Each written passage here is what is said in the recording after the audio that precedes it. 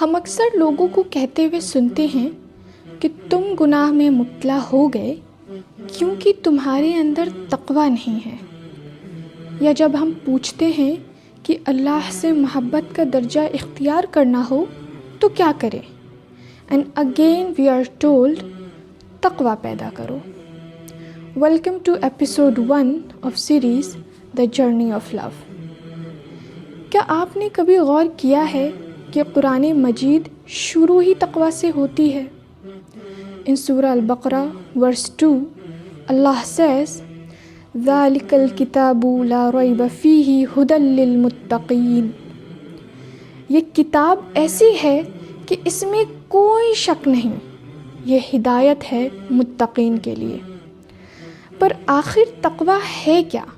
And why do you need تقویٰ؟ Let's break down the concept of taqwa.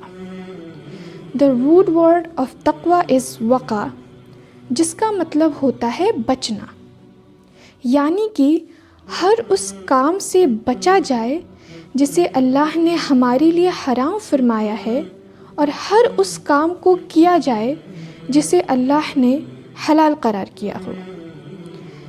پر کیا تقویٰ صرف حرام اور حلال تک محدود ہے؟ نہیں۔ اللہ کے نبی صلی اللہ علیہ وسلم نے ارشاد فرمایا کہ ایک شخص متقیوں کے مقام تک نہیں پہنچ سکتا جب تک کہ وہ کوئی جائز کام بھی نہ کرے، اس خیر سے کہ کہیں وہ حرام میں نہ مبتلا ہو جائے۔ ایک مثال سے اس کو سمجھتے ہیں کہ فرض کیجئے آپ کو ایک شادی کا انویٹیشن آیا ہو اور آپ کو پتہ چلے کہ اس شادی میں ڈانسنگ اور سنگنگ بھی ہوگی، اور آپ فیصلہ کر لیں that you will not attend that wedding. کیوں؟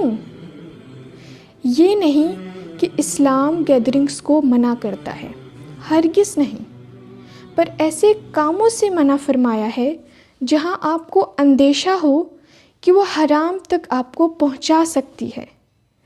تو تقویٰ کا درجہ ایک یہ بھی ہے a thing that was halal for you and you left it because there was a doubt and fear that you could also get involved in that۔